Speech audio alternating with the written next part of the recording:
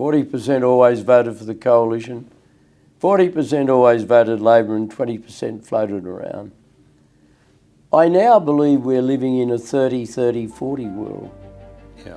And the primary vote at the last election, federal, indicated that. I am surprised at how strong the polls are against the government at the present time. The only way we can have an effective change of government is to vote for the coalition. And that means not voting for the Greens, who I regard, and I said this some years ago, as the real extremists in Australian politics. If you examine the anti-defence policy, the bring back death duties, the anti-home ownership policies that the Greens have, they are as extreme as I've seen on the wish list of any political party in this country for many years. In politics, I was never comfortable with the concept, the doctrine of multiculturalism, because the idea that every culture is equal is nonsense.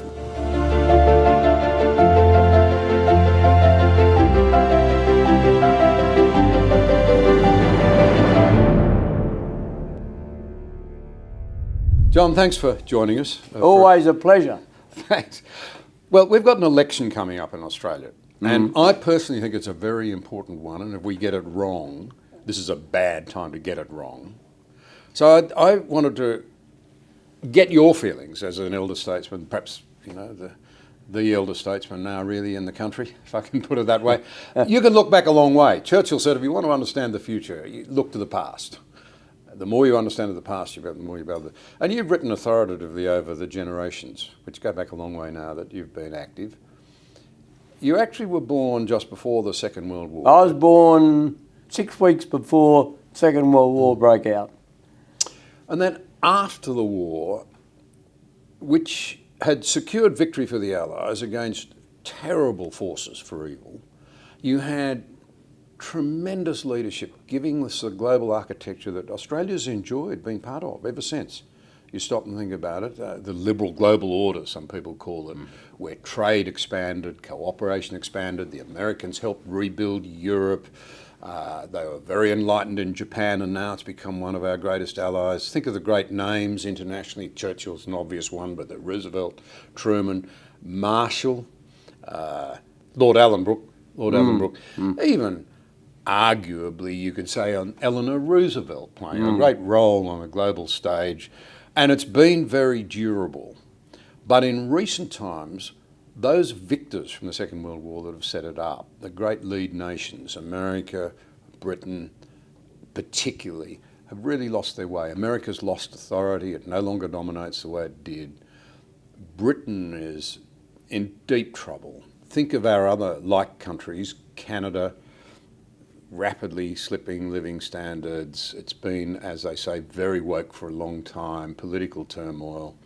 Even New Zealand, the exodus out of New Zealand, under the sort of popular progressive leadership that we've seen, the West is looking very weak, and that's created a vacuum where bad actors have made the world a very unsafe place.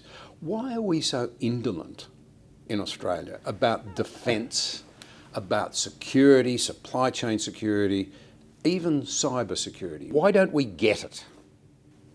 With your inimitable skill, you've painted a very broad picture, and I largely agree with it, although I think there's a great danger at the moment in rapid overreaction, in too frequently fast-forwarding events. I mean, we've had a lot of talk in recent days, weeks, certainly weeks, almost days, of how wokery is collapsing and companies and nations are pulling away from it. Well, I think that's a bit of an overreaction. I don't think they're going to give up that quickly. On the other hand, I don't think it's quite as big a problem as some have painted it. There's no doubt that Donald Trump's election as president has fixed people's minds on a lot of issues, And his early behaviour is mixed. I agree with some of the obvious things. I mean, the fact that he says there's a man and a woman and nothing else. I mean, everybody agrees with that. And we've been too timid to say it. On the other hand, I deplore the fact that he wouldn't leave the field when the umpire's finger went up, to use a cricketing expression. I think the West enjoyed a remarkable period of decades as a result of the post-war erection of the United Nations, the financial arrangements hammered out at Bretton Woods by Keynes and his American counterparts, the international financial institutions, the fixed exchange rate arrangements, all of that obtained for about 30 years, and then there were a lot of shocks, the quadrupling of world oil prices, the departure of people from the fixed exchange rate, the floating of the American dollar. We never really managed the transition from that as well as we might have, although it was fairly chaotic. I don't know that in democracies you might have managed it any better. I think we saw in both Ronald Reagan and Margaret Thatcher two outstanding Western leaders who had a clear view that governments only had other people's money, and as Margaret Thatcher inevitably put it, the problem with the socialists is they eventually run out of other people's money to spend. And I think we suffered a lot from the leadership decline after both of them left the scene. They were both remarkable leaders, and they heavily influenced the rest of the Western world. And the fact that they almost, in their own time and according to their own lights and responding to their own separate demands, they replaced the wartime partnership of Churchill and Roosevelt. Different people. But I do think their departure left a gap. Perhaps it was unfair on some of their successors. You asked the question, why are we so indolent? I think indolence is, if that's the word you want to use, can always be found when you are transitioning or you are passing on from a period of great stability. And we should be careful not to forget how successful the experiment in free market globalism really was. There have been more people lifted out of poverty in the last 30 years than at any time since the Industrial Revolution. And that's been largely due to freer markets, expanded world trade. It's a tribute to globalisation, and I think we do ourselves a disservice in not both recognising that and also celebrating it. Now, the great changes, I suppose, of that 30-year period have been the decline of and disappearance of the Soviet Union as a world power. And you see the last desperate attempt through the brutal invasion of Ukraine, of Russia, to try and recover the past glory. And I draw a straight line from the Tsars through the Soviet period. Putin is not, he's the inheritor of that same stream. But what they are doing now is desperately bad for their own people and desperately bad for Europe. But you've also seen the rise of China and its replacement of the Soviet Union. So much so that the most contentious, difficult, significant bilateral relationship is that of America and China. How that will emerge, a lot depends on China's behaviour. I've just spent an hour talking to the Chinese ambassador about these very issues, and the Chinese are reluctant to accept that all the change that's happened has largely been at their behest. I mean, I can remember a time when we had 2 days in a row, we had a joint sitting of our 2 Houses of Parliament on the first day. Yes. Yeah. We were both there. It was addressed by George W. Bush, who brought his wonderfully direct, democratic speaking style to the House. And the next day by the Chinese President Hu Jintao, who was an earnest bureaucratic leader. Now, we're a world away from that. Yes, we are. And that was in 2003, which is a little over 20 years ago. We thought we'd done something. We'd had a forum, same forum, for the 2 most powerful people in the world. Now, what does that mean? It means that our system hasn't changed. Neither has theirs. A big change has been the unwillingness of the present Chinese leadership to continue the we'll get on with you even though we have a different system of government attitude of Jiang Zemin and Hu Jintao. That's pretty significant. I think that relationship remains critical. And China under Jiang Zemin, Hu Jintao, Xi Jinping is a good reminder that the personality of world leaders does matter a great deal, because the 3 of them were all ardent communists. They'd all locked people up. They'd all persecuted and discriminated against people. The difference was that the first 2, particularly Jiang Zemin, understood the need for peaceful cooperation. I remember Condi Rice saying to me once, we talked about peaceful cooperation with the Russians. Why can't we have it with the Chinese? And of course, we both agreed at that time the Chinese didn't want it. I hope that we can, because there's nothing to be gained by going to war over Taiwan. There are a lot of good-intentioned people look at Taiwan and say, oh, look, it's a separate country. Why can't we treat it as such? Well, the reason we can't do that is that it would upset the Chinese. It's not worth upsetting the Chinese and all that entails just to achieve that debating point. I mean, the last poll I saw showed 68% of the people of Taiwan regarded themselves as Taiwanese, not as Chinese, as Taiwanese. Now, that's understandable.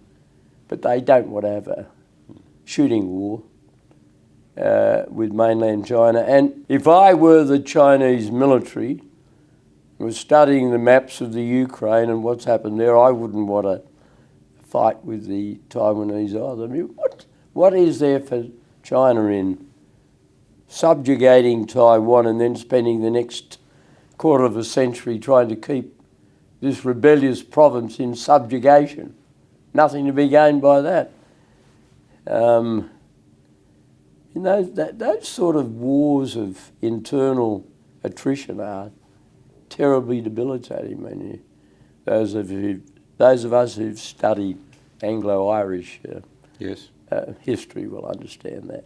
Any civil war, because it's roughly analogous to a civil war. It is a civil war. They're the worst of all. The reason that I go here, in the context of talking about the election, is that these are very dangerous times. The first responsibility of the Commonwealth Government of Australia is the security of its people. And I can't work out why we are not more exercised about it, more concerned. Neil Ferguson, probably the world's most prominent economic historian, says he greatly fears the chances of a major war, more than he does climate change impact in coming years. The government itself says these are the most dangerous times since the 1930s, and yet as you and I sit here, our defence capability is in decline, not being picked up. Further to that, it's very dear to my heart, our supply chain security has not been adequately addressed, frankly, by either side.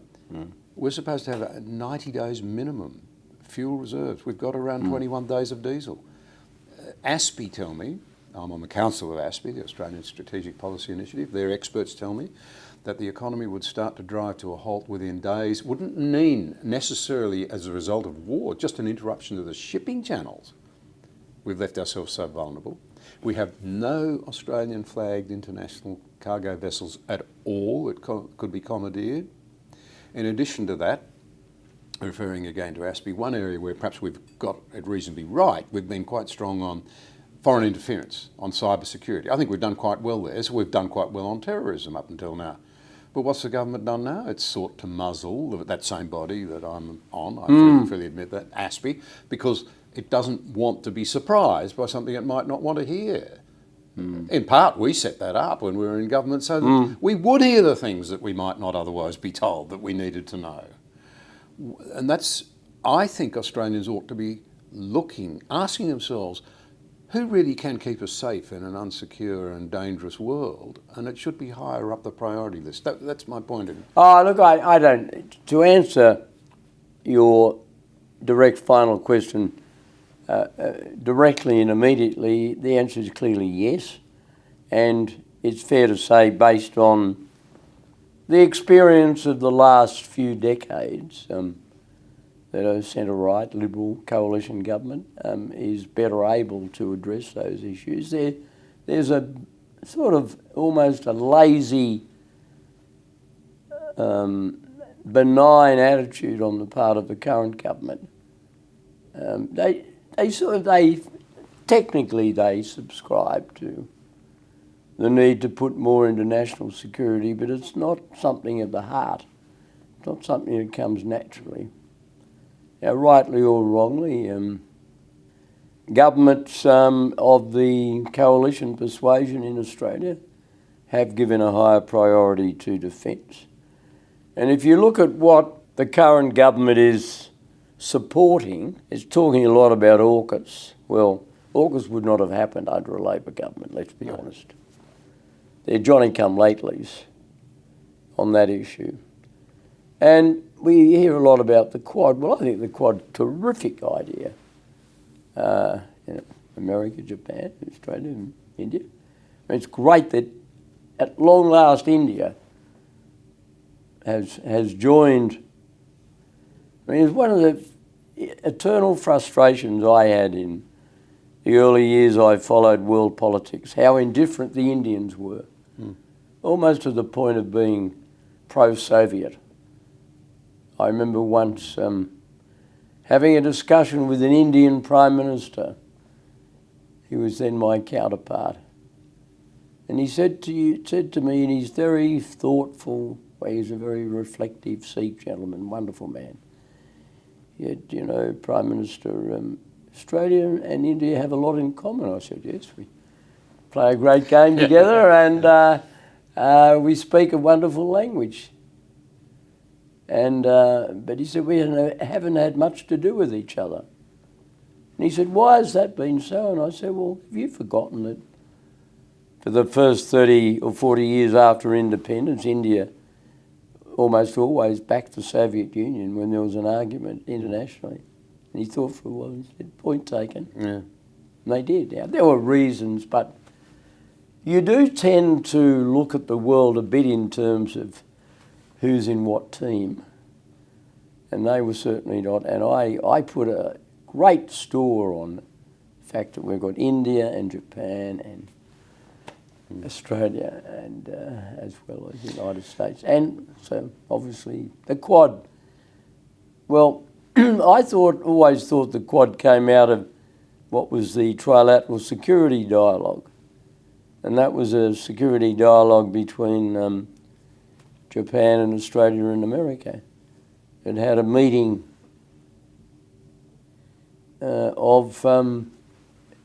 in Canberra at the time of the APEC meeting in 2007, which was the last significant meeting that your and my government hosted in Australia before we were given our marching orders. And we went. We did leave the field. Yes. We didn't like it, but we left it. The umpire ruled, and the umpire ruled, and we left. Yeah. And that's what you should in a democracy, which gets me to a real worry I do have about the new American president. I mean, nobody likes losing a political fight, particularly in a democracy. I mean, you don't go to jail, but you go to relevance oblivion. You don't like it. I didn't like having to ring Kevin Rudd, but I did. And I don't think Paul Keating liked losing to me. I mean, that's just the nature of politics. But it worries me that I do worry a lot about some of the things that the new president has done in relation to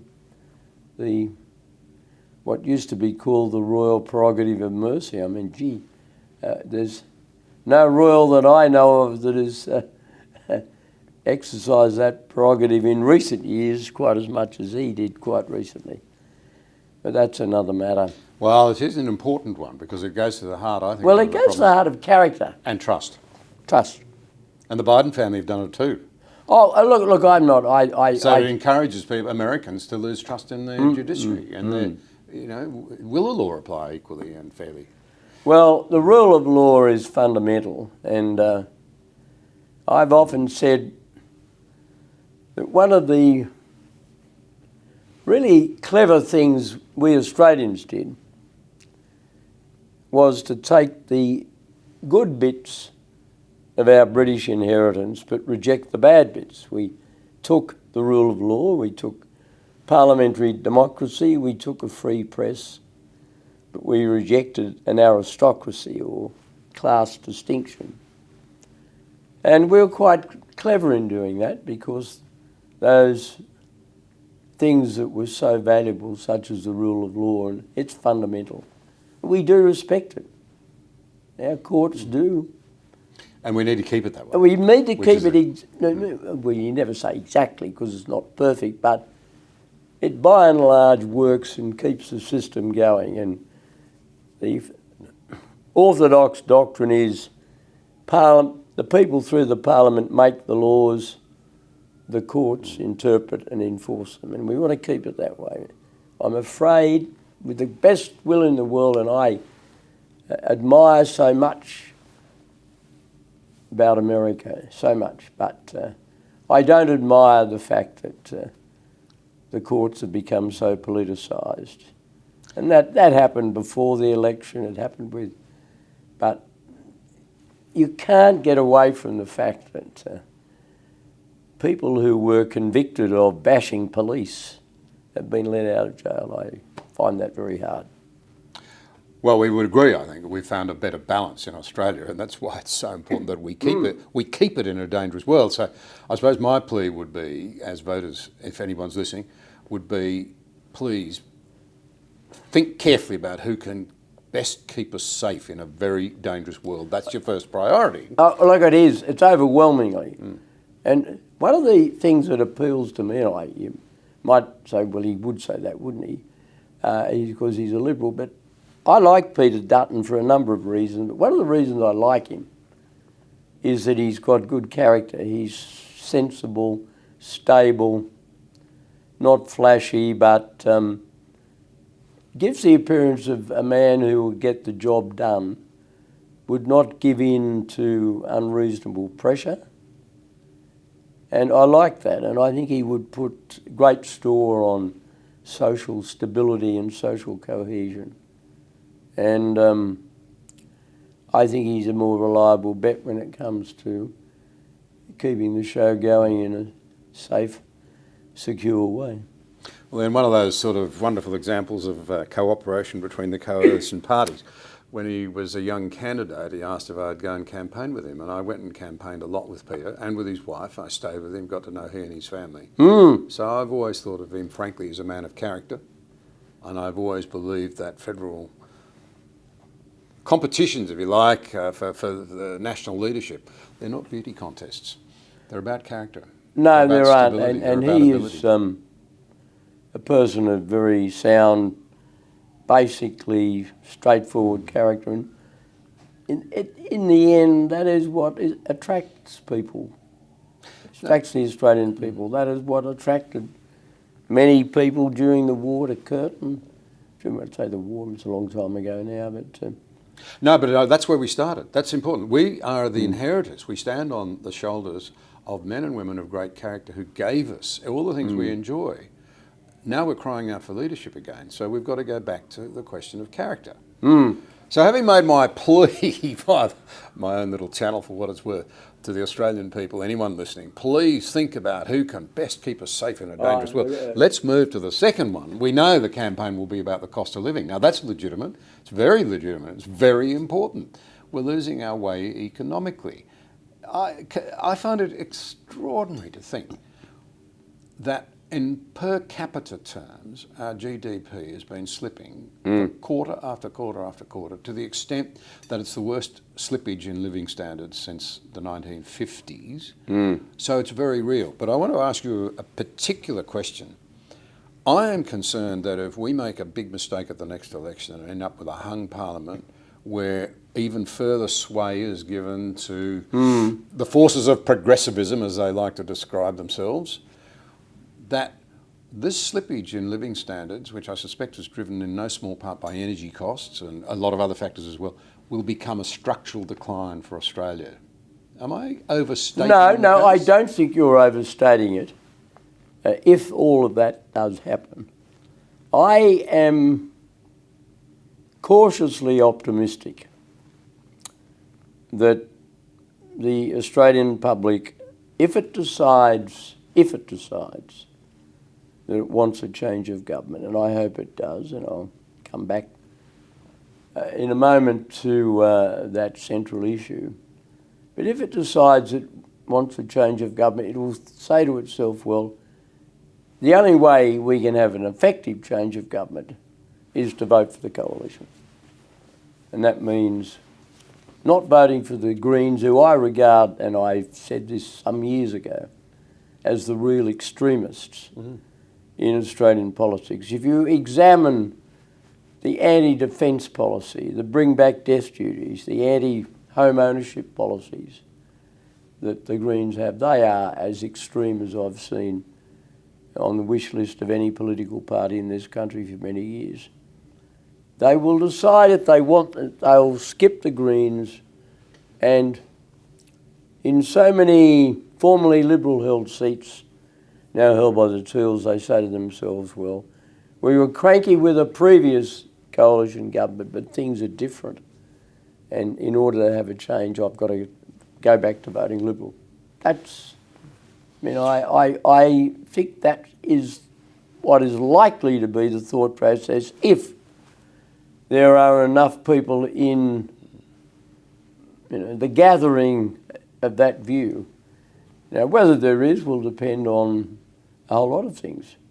I am surprised at how strong the polls are against the government at the present time. Seems unlikely they could form majority government in their own right See, again. and when people start thinking about that, a lot will genuinely worry about how extreme a Green-dominated Labor government would be. When I was first involved in politics, John, in the late 1950s, just after I left school, I operated on a 40-40-20 rule. 40% always voted for the coalition, 40% always voted Labor, and 20% floated around. I now believe we're living in a 30-30-40 world. Yeah. And the primary vote at the last election, federal, indicated that. Labor won with a primary vote of 32.5. We had a primary vote, I think, of 38. And Labor was lifted into office by the preferences. When the coalition won in 96, Tim and you led the National Party, and Peter Costello and I the Liberal Party. our primary vote was 47%. And that was only in 96. This shows you how the core vote of the two sides has declined. Now, if we are to win the next election, and I think there are stronger prospects now than I thought even a few months ago. It's only happened once, we all know this. 1931, Scullin. But he was defeated by Joe Lyons, who led a new party of the centre-right called the UAP. And it's quite extraordinary, because he'd been a Labor man. They had a fight over economic policy. But if that happens, then enough people think, well, we want a change of government. We might have hated the Liberals and the Nats last time for different reasons, but we want to change. They could well say to them, the only way we can get that change is to hop over the middle and go back to voting Liberal. And it is really a voting Liberal. I don't think you lot, the Nats, have got a teal problem. No, not quite. You had two, how shall I put it, that rural scepticism you've got, must have been, a lot of Celtic people must have settled in the bush. Yeah, well, of course, absolutely. I'm one of them. But as a country cousin, I think what I would try and say, he spends a bit of time, in Sydney and knows a few people who have been attracted to the teals. My polite request would be to, look, you come from suburbs which, by definition, you've done pretty well. Yeah. The Australian dream's worked for you. You would think very carefully about where you send your kids to school, where your property investments were, how your business and career prospects were working out. Why would you not want to try and have elected people who sat around the cabinet table and had serious things to say about defence policy, about economic policy, about tax policy, about education? Why would you want people who, with the greatest of respect, are on the sidelines harping on about a couple of issues which may themselves be quite important, but which are only a subset of the challenges fronting the nation? This is why we need a re-engagement of the citizenry. As Lord Jonathan Sumption says in England, for decades after the Second World War, there was roughly 3 million card-carrying members of the Labor Party and the Conservatives. About 1 million in the Labor Party, about 2 million in the Conservatives. He says today, the Royal Society of Birdwatchers, they might have more fun, but they've also got more members than the political parties combined. It's the age of disengagement. It is one of the things... We have stopped being a nation of joiners, but this has happened all around the world. It has. But my gentle plea as a country cousin would be, I meet a lot of talented people in some of those areas that have voted teal, and I would say to you, please apply the same sort of broadness of thinking that you apply in your own lives, your own businesses, your own skills, to the nation and the challenges we face at the moment. And as a good country mate of mine said to me yesterday, we were in the same thing, we were talking about some of our people, and he said, I've got friends here that I play golf with, and all they want to do when we talk about the next election is make rude references to the fact that the alternative Prime Minister's a bit short on hair. This sort of... as somebody who's closer to him than I am to you in that department, I think that's very unfair. But it reflects a deeper problem. It does. We need people of ability. We've got a lot of them in this country to be a bit more engaged. I think addressing that question in the seriousness it warrants, I think one of the problems that any new opposition leader has, first time out, and Peter Dutton's in that position, is that they tend not to be taken very seriously. There's an assumption made, he won't last, and the fact is Peter Dutton has lasted. Peter Dutton has exceeded expectations. I have spoken to staunch Liberals who've admitted I thought Dutton was a poor choice, but he's done well. He's been calm and steady. He didn't jump the gun over the referendum, and he was absolutely superb in his handling of that issue. He kept the party together. He allowed Julian Leeser to respectfully and correctly resign, rather than run dead and stay on the front bench, as some who will remain nameless, through my lips anyway, did.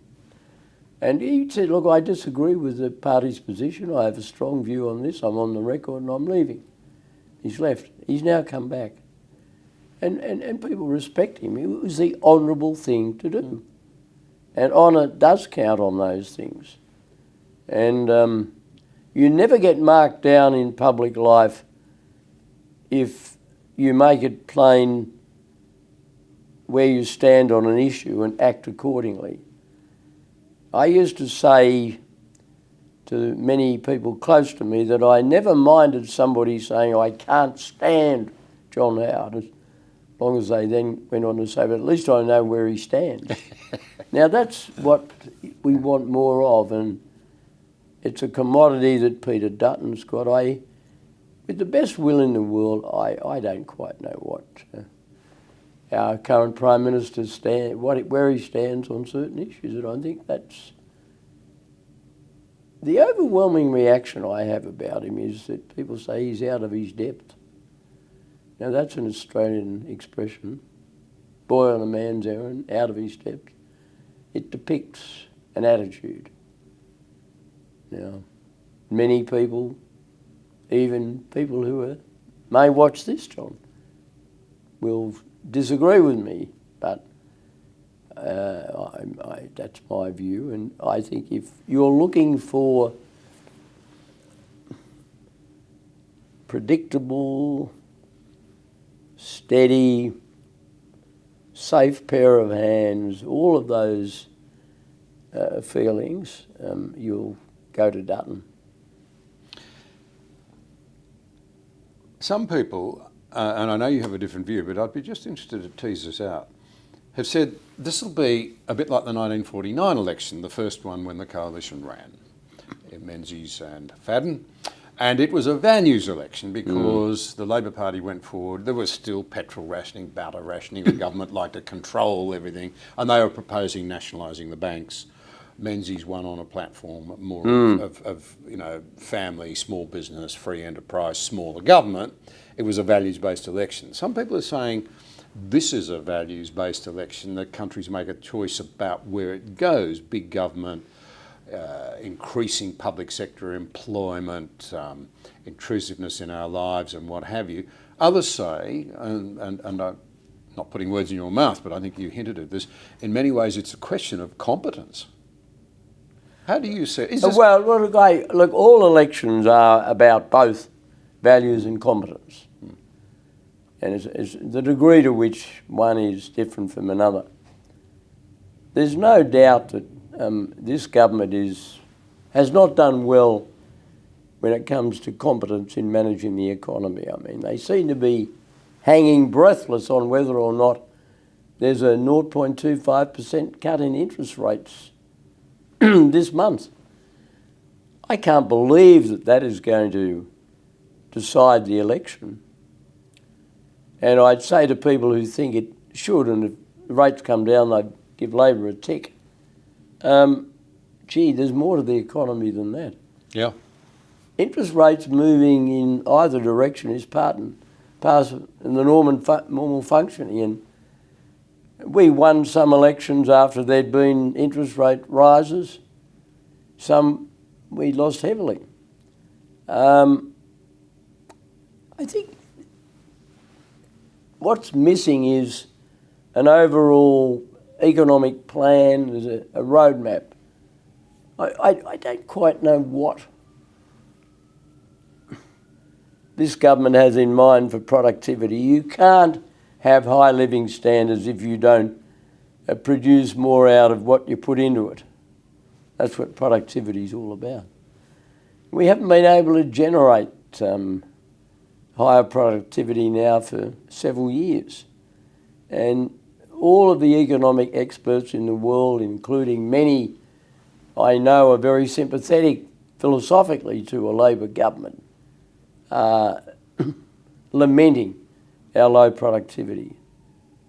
And I know it's a very unpopular thing to say, but how you can hope to have higher productivity when you impose further industrial relations constraints on small business, on the mining industry, which has been the wealth of this country, which of course gets us to an issue that probably won't be fundamentally debated in this campaign, and that is whether the world, and I say the world, is on the right track when it comes to climate change.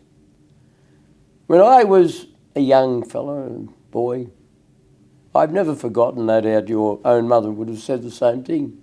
If I left anything on the plate, you were chastised and you were reminded that children in China and India didn't have enough to eat. Never sort of left me that. And when I look back at the last 20, 30 years, so I said earlier, we've had more people lifted out of poverty than at any time since the Industrial Revolution. A lot of that has occurred in countries like India and China, and a lot of that is the result of more electricity, which in turn has been produced fairly cheaply by Australian fossil fuels. So it's a very big thing to say we're going to turn our back on that and pretend that we've already got, without government subsidy, cheaper alternatives. We haven't got them at the moment. Now, I know that all sides of politics have, one way or another, been dragooned into supporting the net zero. It's the conventional wisdom now. But those things can change pretty rapidly. And I admire Peter Dutton's courage in putting nuclear power on the table. And I think he's winning the debate on that. It'll be slow, and there'll be polls that'll go in different directions, but I believe deep down that the other side of politics would have hoped that the world would have come to an end when he committed himself to looking at nuclear. But the world has changed. We're no longer haunted by Hiroshima and Nagasaki or 3 Mile Island and Chernobyl and Fukushima. It has moved on, particularly younger people. They have. Younger people have a much more mature attitude than old fellas like me on that. I sense a lot of young people, and interestingly, young men are now coming back to the coalition in particular. The coalition appears to have won back the 35 to 49-year-old grouping that's so critical for the centre in this country, and younger men. And I think, why not younger women? Perhaps that'll come too, I hope it does. But my impression is that many of them understand, they will say, yeah, all right, we've got to get emissions down, but if we're going to solve this living crisis, cost of living crisis, if we're going to be able to buy homes and so forth, we have to have affordable, and I wish they'd focus a bit more on reliable. Everybody's focused on the price of energy. They're not focused enough on its reliability. You won't have industry. No, you're right, You will not Tom. have middle-class jobs if you don't have reliable energy. And we're going down a road where we're going to have unreliable energy. And I think in addition to that, I think they really are getting it. They're starting to understand that renewables are not as renewable as people make out. They don't give you anything like the reduction. You've got to make them with coal. You've got to put them in frames made with coal, dirty coal in China as it happens. You've got to ship them here. You don't get if you had 100% renewables tomorrow, you wouldn't get 100% reduction in emissions. It would be more like 50%. It turns out that nuclear can give you the reliability, and it does give you, if you're worried about emissions cuts, much more effective emissions cuts than renewables. And I think, younger, as you say, this is the thing you always understood about Australians. They're not mugs. no, they're certainly not. I think they know they're being, I think they know not being treated with very great integrity by the people in charge of the so-called energy transition at the moment. They're not being told about the trade-offs, but they're starting to work out what they really are. They are, and their instinct tells them. We have hundreds of years of coal reserves. We have an enormous amount of gas.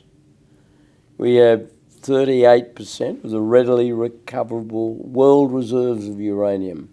Now that is in terms of fossil fuels, that's the greatest blessing that Providence has given any country. Yes. Yet we're walking away from it. Deliberately saying to the Americans and the Brits who are saying nuclear is going to be a big part of the energy future, and we walk away and say, no, we won't join in research with you. I think this is seeping through, and it's probably seeping through a good deal more than many on the left-hand side of politics thought. And there's something fundamentally odd about a party that for years has built a reputation on the grit of hard-working men in mining communities and so forth, being told, well, we've got to walk away from fossil fuels. Why? Why? Well, you know, another thing to put this into some perspective, everybody's focused on the electricity. It's around 36%. It generates around 36% of our emissions. Now, I'm a farmer, and as you know, much more than just interested in the farming side, I've been interested in research and how we feed the world's population. You've touched on it. Our progress has been staggering. We talk ourselves down, yet it has been the West. It's been that order set up in the 1940s by those great leaders, stability, trade. It's also been affordable energy. We've doubled lifespans. Oh, look, the affordable energy has just been... Dense, portable, diesel. It's the lifeblood of the Australian economy. People don't realise it. Diesel. We do not have alternatives. No, we don't, and I can remember, John, you may recall, we first got into government and you talk about diesel. Yes. We had a debate about the withdrawal of the diesel fuel rebate scheme because it was so valuable. And you know, I'll tell you something about that. In those days, the bureaucrats, when they wanted to get rid of it, called it a subsidy. In more recent years, they've been saying, no, it's not a subsidy. It's the non-application of a tax on production because it wasn't a subsidy. But the Greens keep on saying, oh, it's a massive subsidy to the diesel fossil fuel industry. rebate, you've renamed it retrospectively. No, well, it's not a subsidy. It's the, if you like, it's a non-application. Yeah, I know. And it's a really important principle. It Anyway, is. Yeah. That's by the by. But so I think that there is a broad awareness that the economy is not being well run. No. I think it is a competence issue. Yes. And there's also a courage issue. I have never subscribed to the view that Australians always turn their face against big policy changes. They don't.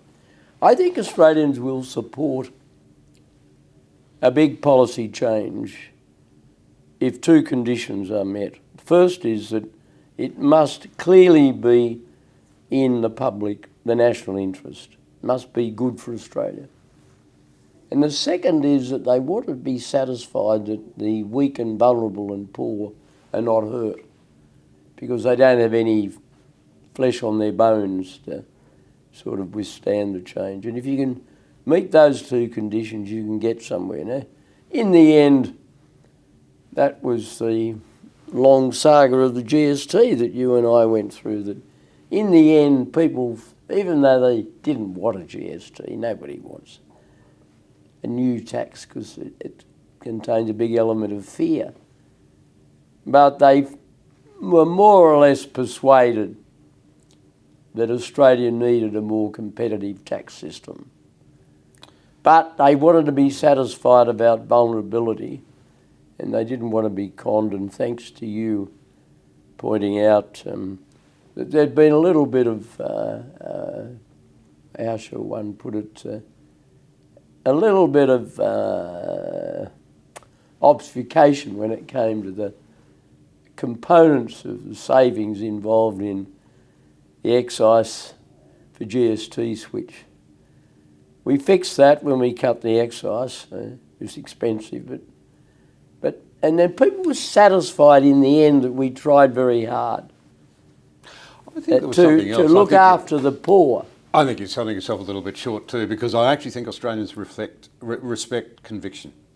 And we believed in something, you believed in something. Oh, I believe. think that carried a lot of weight Yeah, too. yeah. They're looking for conviction now. Well, and I think this is where Peter Dutton will do well on nuclear. A lot of people were saying, why is he doing that? What's in it for him? That's that old Celtic scepticism coming through. And they say, oh, maybe he believes it. And I thought, I mean, I pay tribute to one of my Labor opponents, Bob Hawke. There were certain things he believed in. A lot of what he believed in I didn't. That was always nonsense. But some other things he did. I mean, I always thought he was, when it came to anything to do with Israel, he was very committed.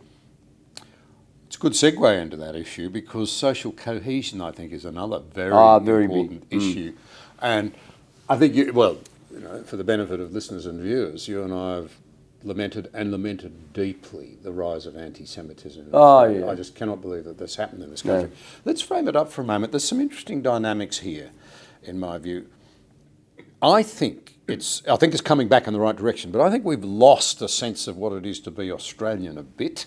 I think, and I don't want this to be misunderstood, but I think very high rates of immigration. You see, I think the foreign-born citizenry or component of citizenry in England is around 15%. America's around 15%. We're at 30%. Now, many of those people have become good Australians over time, but perhaps for a long time have not quite understood. But many of our 30, of course, are from places like England and Scotland and Ireland. So they it's easier for them. Yeah, and of course that was the story of Australia long before the mass migration after World War II. But your point is nonetheless absolutely valid. I agree with it. So what I think, here's my thesis. That multiculturalism in many ways worked well while there was still an overarching sense of Australianness. But so many Australians, let's be blunt about this, particularly in academia, have been so determined to paint us as a loathsome culture that we've lost a sense of pride, a willingness to defend ourselves. As I say, I don't think this has gone quite as badly as it could have. I noticed a lot more Australian flags out this Australia Day. The polls show people are saying, hang on, we do want to celebrate, being Australian, and a clear majority now in favour of Australia Day being the day when we celebrate it and so on and so forth. But nonetheless, we now have to face the fact that I think, to be really frank about this, big questions are being asked about multiculturalism, because suddenly we find the importation of ancient hatreds, which John, are clearly very offensive to the things that we've held dear as Australians. John, I agree with you. I mean, you will know that I was never, in politics, I was never comfortable with the concept, the doctrine of multiculturalism, because to me it connoted a federation of cultures where there was no dominant culture. Well, that's nonsense. There's a dominant culture. There's always been a dominant culture in Australia. It's what made it so attractive to people from other cultures. Of course. Why did so many millions want to come? I mean, I used to, time and time again, as I moved around the country as Prime Minister, I can remember I'd go to a country area and go to a barn dance. And a lady, she said, I came from Croatia and this is the greatest country in the world, and I came here because I liked what you were. She didn't come to Australia to make us like she was. She wanted to become like we were. And that's the point. That's why I thought maybe assimilation was not the appropriate word. What does it matter what the precise word is? But the idea that every culture is equal is nonsense, because we have benefited so much from immigration from different parts of the world. What's 50 years now since the first Vietnamese boat people, and they've made a wonderful contribution. And yet we were involved in a war in that country that was very divisive for Australians. It was very divisive for the people of Vietnam. I mean, I'm old enough to know what it was like when the majority of Australians still supported the White Australia policy. And but I think now, Sydney's got a Chinese-derived population of 600,000. As high as that? That's according to the Chinese ambassador to whom I spoke earlier today. I don't agree with him on anything, but I think that's about right. On many things, I'm not saying.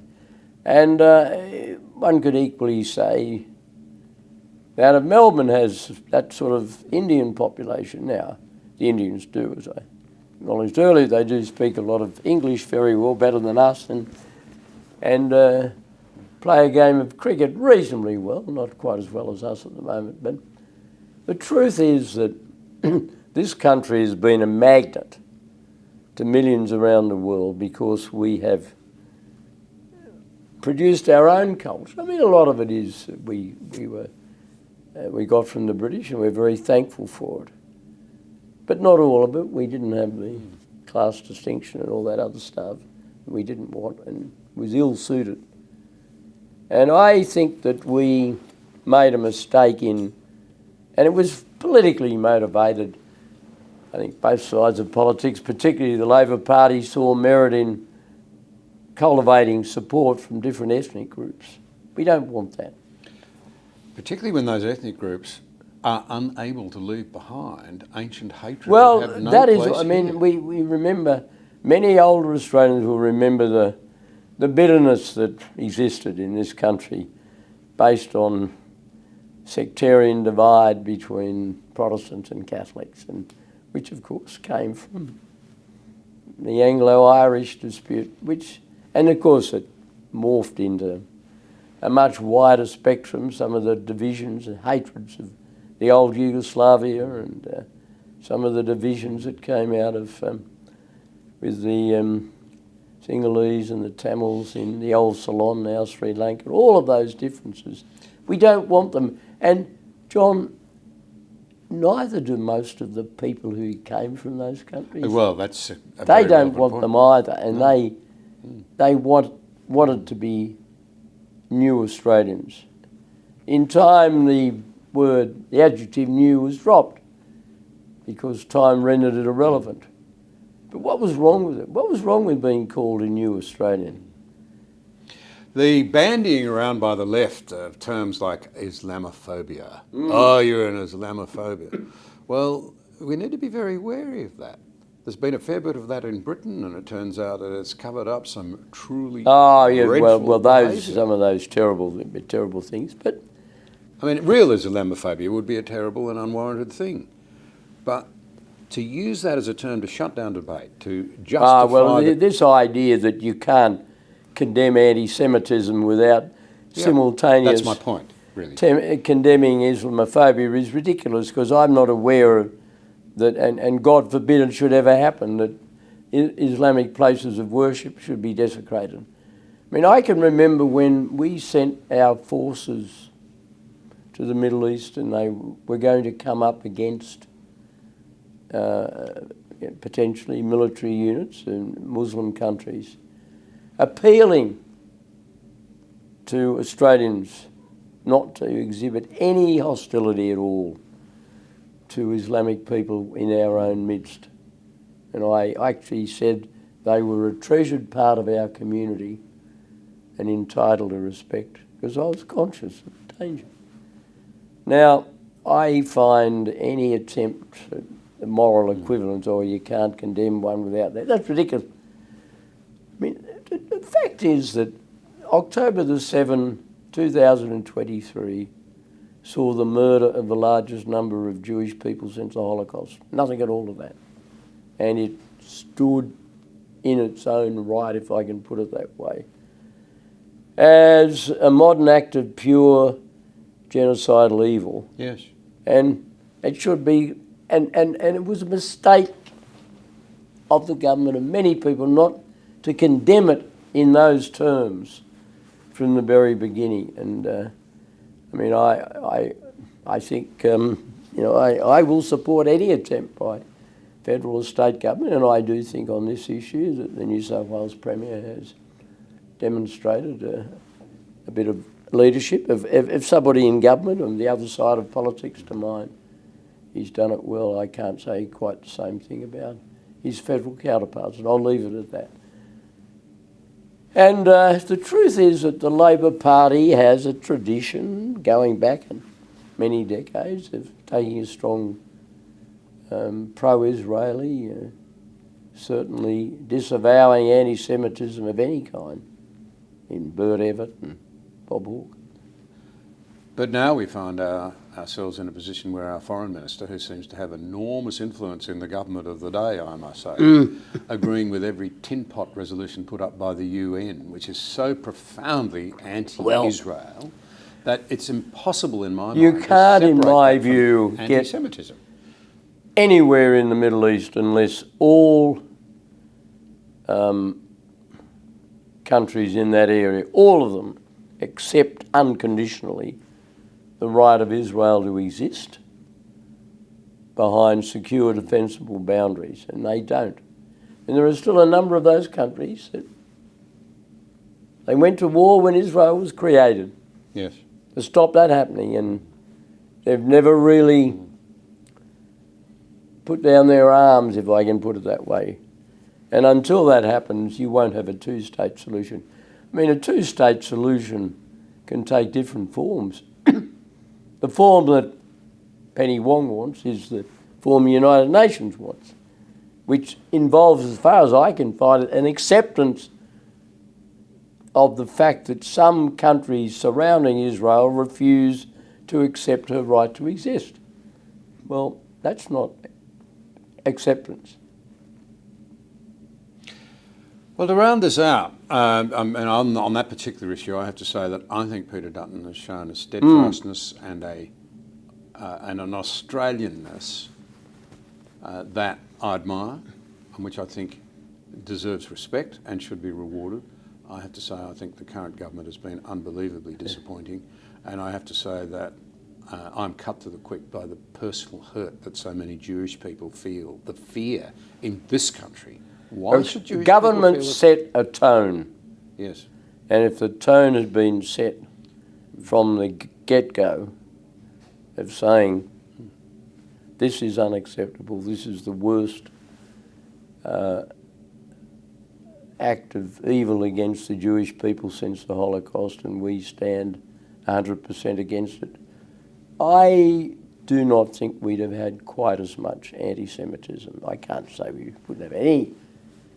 I don't say that for a moment, but we wouldn't have had as much. And I'm very, very disappointed that our government didn't do that. So in conclusion, these I think are very challenging times for this country that you and I mean, whatever else might be said of either of us, we're very patriotic. We love this people, this country and its people. This is a challenging time for it, and I really do hope people... My plea above all else would be, please don't give us a minority government that drags the country further down the indolence, the loss of direction, the drift, the probable permanent structural damage that a badly designed parliament would visit on us. That would be my plea, and I think that people should be looking at Peter Dutton as a man of steadfastness and of courage and of decency. Look, I share that assessment of his character, totally. And I would conclude simply by saying, if you want a new and better government, jump the divide and vote Liberal or National. Or National. Or National. If you're in a national area, absolutely. Yes, of course. John, thank you again. Always great to chat. Great pleasure to talk to you. Thank you. Thank you.